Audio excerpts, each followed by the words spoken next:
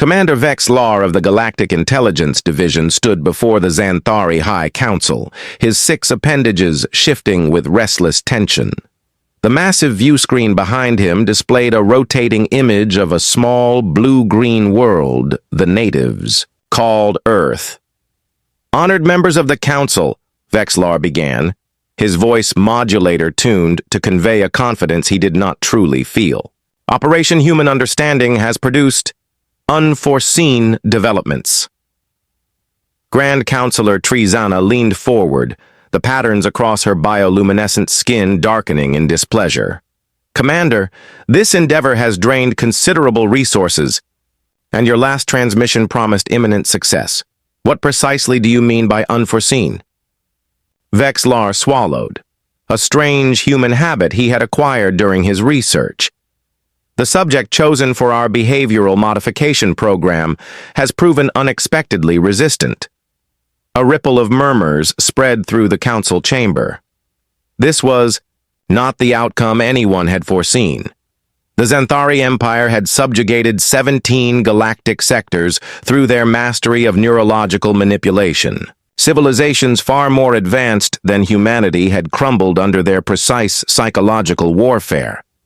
The chamber fell silent until Tisana's voice rang out, sharp and resonant. "Commander, clarify. How is it possible that a primitive species can resist our methods?"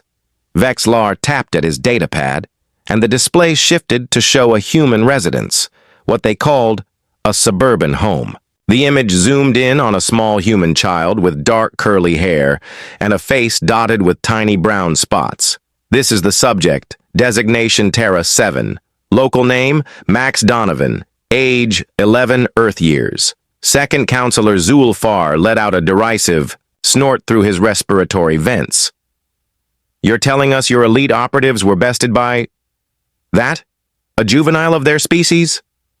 "Well, yes," Vex Lar admitted. "But this is far more than a simple case of failure. This should be entertaining," Zulfarar remarked, reclining in his hover chair. "Do enlighten us." Vex Lar inclined his head and resumed. "As you know, our pre-invasion intelligence protocol involves selecting young specimens due to their pliable neural pathways, a method that has proven effective across 27 different species." "We are aware of protocol, Commander." Tisana cut in sharply. "Get to the point." "Of course, Grand Counselor. 6 Earth months ago, we positioned a cloaked observation station in orbit around the planet and began evaluating candidates. The Donovan child exhibited extraordinary cognitive patterns, remarkable creativity, advanced problem-solving skills, and, most crucially, a social position ripe for exploitation. Among his peers, he was what humans term an outcast. The display shifted to show a human educational facility. Our data indicated that socially isolated subjects are significantly easier to influence. The plan was straightforward. Agent Karhafks would infiltrate the institution as a temporary educational instructor, what they call a substitute teacher, and initiate subtle neurological conditioning. And, Tisana pressed, Agent Karhafks, Vex Lar said grimly, is currently confined to his quarters aboard our vessel, refusing to emerge, muttering endlessly about the demon child and swearing, "Never again." The council chamber stirred as he added, "Agent, Kirvex is now preparing to begin the mission." The chamber erupted in laughter, the sound echoing off the crystalline walls. Vex Lar's skin flushed a deep shade of mortification. "Perhaps," Counselor Zulfarar said between wheezing chuckles, "you should start from the beginning." Vex Lar inclined his head. "Very well." Kiwar Havks adjusted his human disguise one final time before stepping into the educational facility.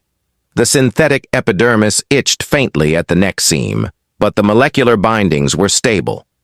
To any human observer, he appeared to be a perfectly ordinary male in his early 40s, unremarkable in every way. "Good morning." "Mr. Peterson," the facility administrator greeted warmly as he approached the entrance. We're so grateful you could fill in for Mrs. Roberts on such short notice."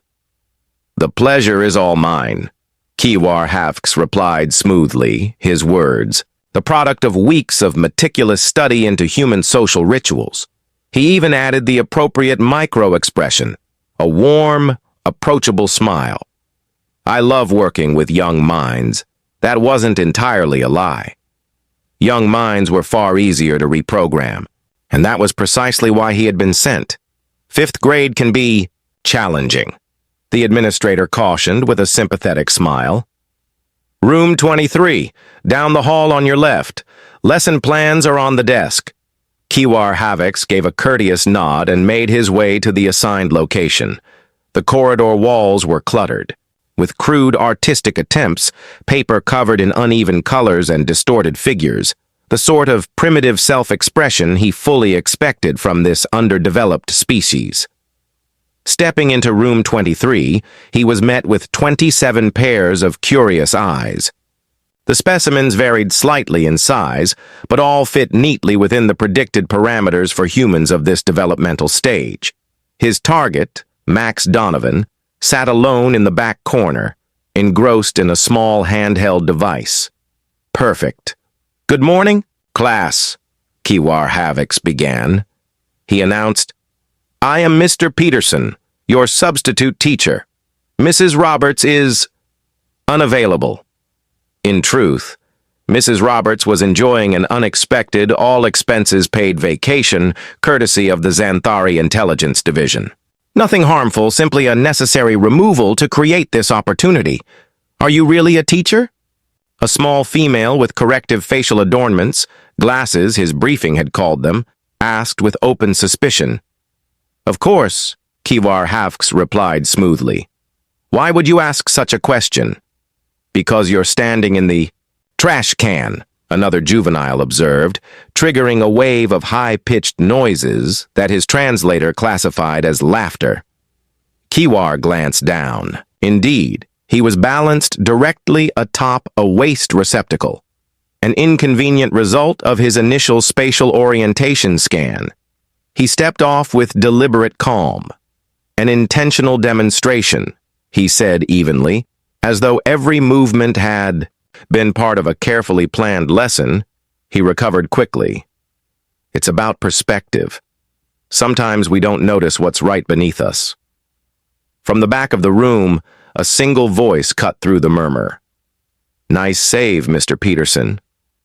The Donovan child had finally looked up from his device, fixing Kiwar Hafks with an unnervingly steady gaze. "Thank you, Max," Kiwar replied. The child's eyes narrowed. "I never told you my name." Kiwar felt his secondary heart skip a beat. "A rookie mistake. It's on my attendance sheet," he improvised, reaching for the papers on the desk.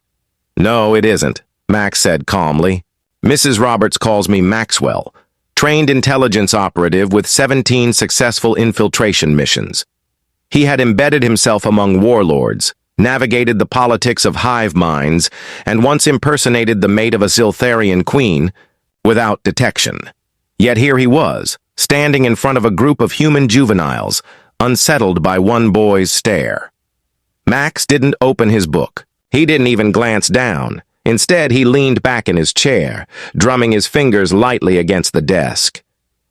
"You're not from around here, are you, Mr. Peterson?" A few of the other children giggled, but there was something in Max's tone that wasn't joking. Something probing. Kiwar forced a smile, determined to keep the lesson moving. "Page 42, class. Probability. Let's calculate the chances of guessing something correctly without enough data." Max's smile widened. "Oh, I think I've got a pretty good guess. Would not be intimidated by a human child." The rest of the morning proceeded according to plan. Kiwar Hafks began the subtle work of introducing cognitive pattern modifiers into his lessons, mathematical sequences that would gradually prepare the young minds for more advanced manipulation techniques. By midday meal break, he had successfully implemented phase 1 of the conditioning protocol. "Mr. Peterson, can I talk to you for a minute?" Max approached his desk while the other children filed out for their lunch period. Of course, Max Kyrox replied, careful to maintain his human persona.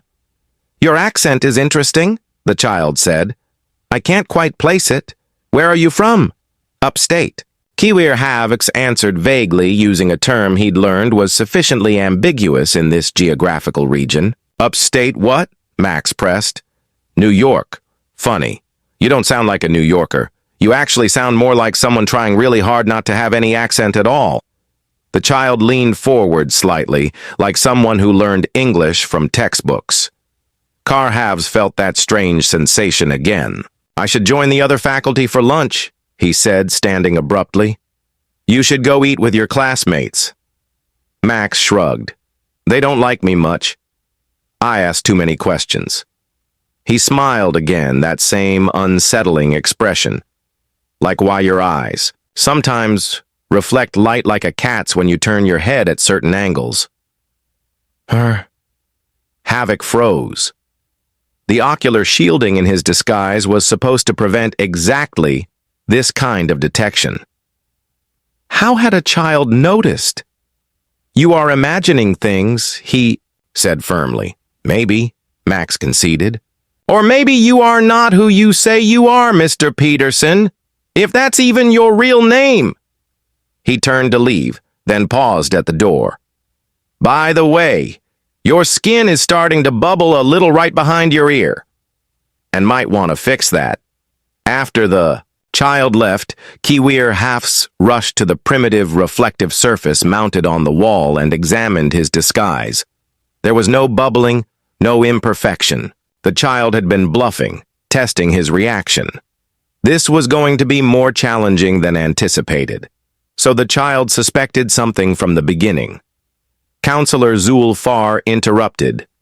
Yes, Vexar confirmed, which was unexpected but not insurmountable. Agent Kiwir. Before Kiar Havax could object, Max continued. I have been working on a game too. Want to see it? Without waiting for a response, Max turned his tablet around. On the screen was a crude but recognizable drawing of a Xanthari in its natural form. 6 limbs, exoskeletal ridges, compound eyes. Underneath was written, Is this what you really look like, Mr. Peterson? Kiwar Hafks nearly dropped his stack of tablets. He quickly grabbed Max's device and turned it face down.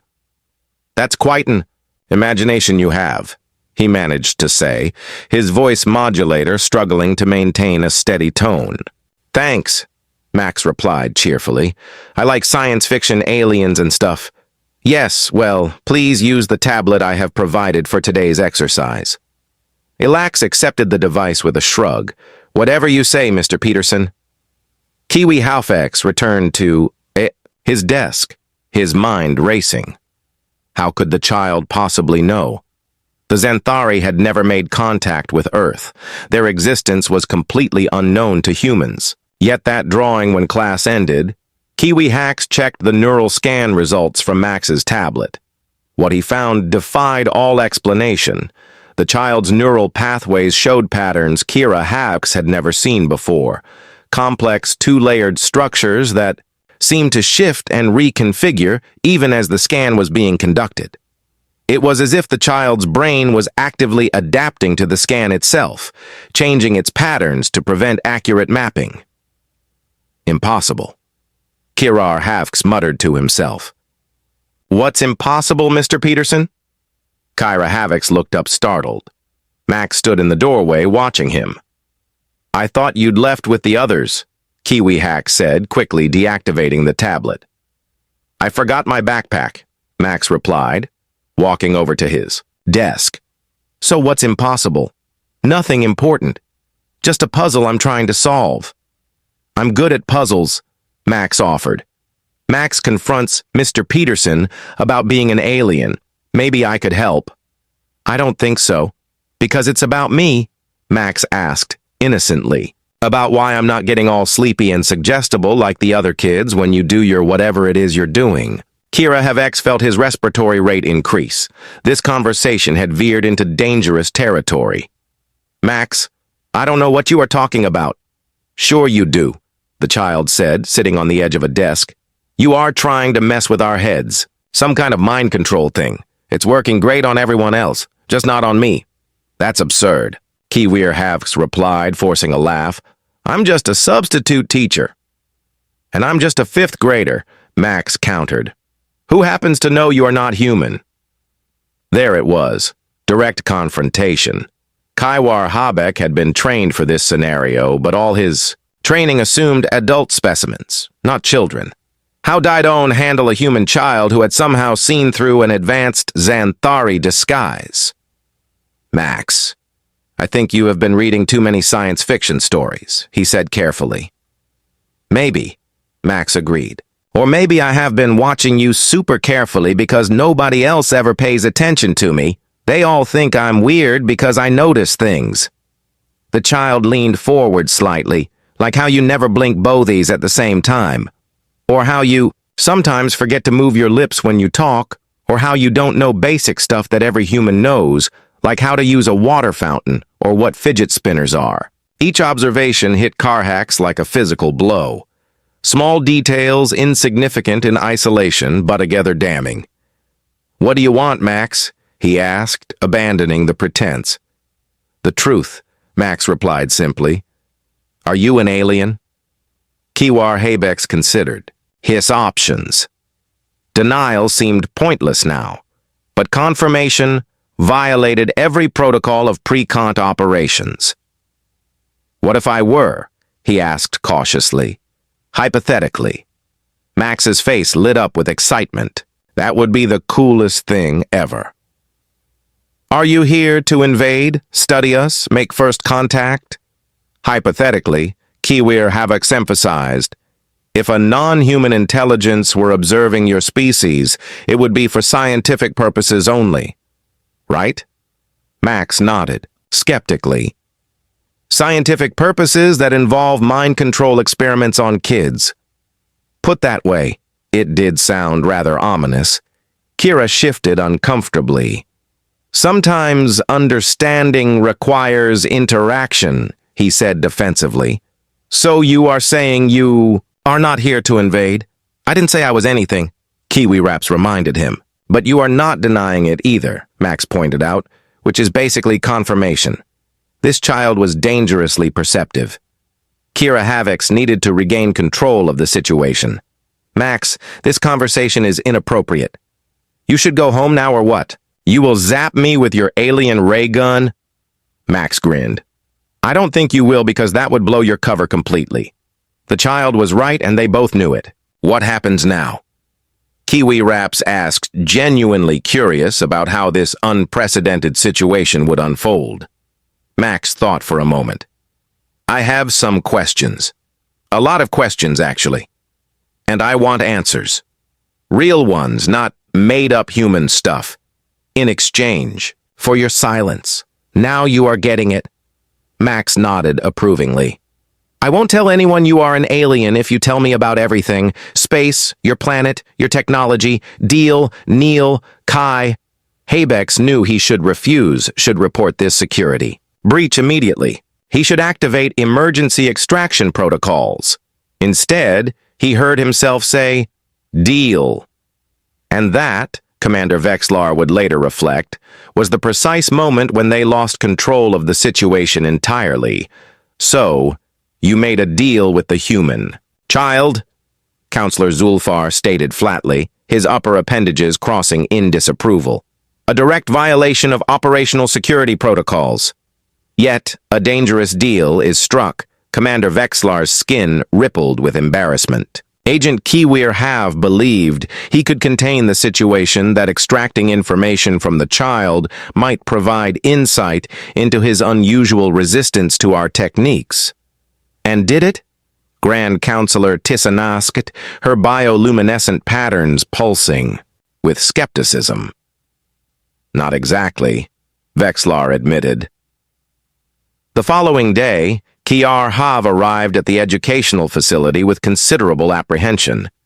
He had spent the night cycle debating whether to report the security breach to his superiors. Protocol demanded it.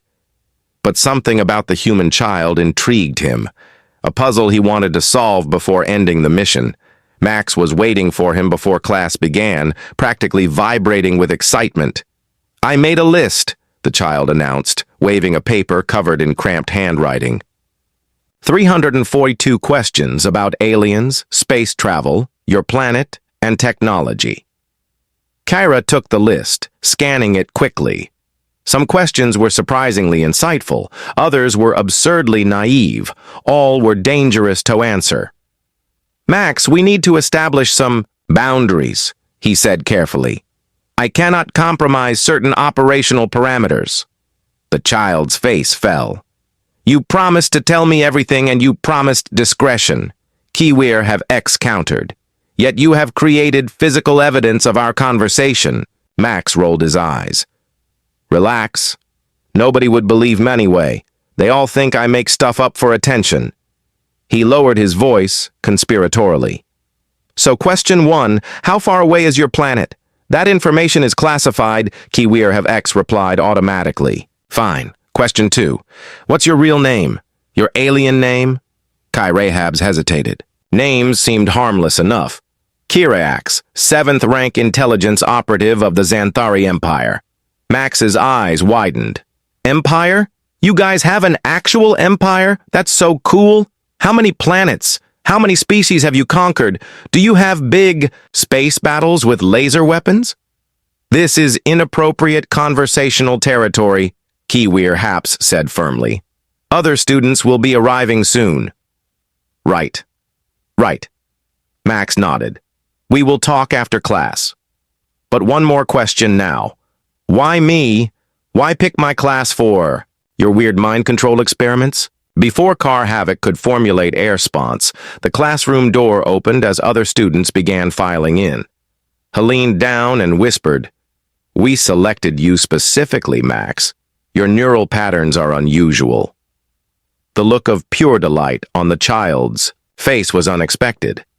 Kiwir Heave realized belatedly that he'd just validated the boy's lifelong suspicion that he was different, special, even it was a dangerous seed toplant. The school day proceeded without incident. Kiwir Habex continued his conditioning, exercises with the other children. Though with Max's knowing eyes on him, the process felt uncomfortably transparent. When the final bell rang, Max lingered behind as expected, ready for our Q&A session. The boy asked eagerly, "I have limited time," Kara warned, "and limited patience for invasive questions." Max shrugged. "Fair enough. Let's start easy. Can I see what you really look like?" "Absolutely not." Kiwir Hax responded immediately. The psychological impact of viewing a non-terrestrial life form could be traumatic for a human. "I have seen every alien movie ever made," Max countered. "Trust me, I can handle it. Reality is a significant distinction," Kiwir Hawk said. "Nuran Yao's. Be a lose DM? That's besides removing my molecular. The intelligence exchange begins disguise requires specialized equipment." "Liar." Max grinned. "I have been watching you. You touch that spot behind your ear whenever you are adjusting something about your appearance. It's like a control switch, isn't it?" Kyreeks froze. The child's observational skills were uncanny. The subcutaneous control node was indeed located precisely where Max had indicated. Your species' capacity for pattern recognition is noteworthy. He conceded, "Well, not my species, just me," Max corrected. "Nobody else notices stuff like I do." "So are you going to show me or not?" "Not," Qhav said firmly. "That remains non-negotiable." Max looked disappointed but nodded. "Okay, next question then.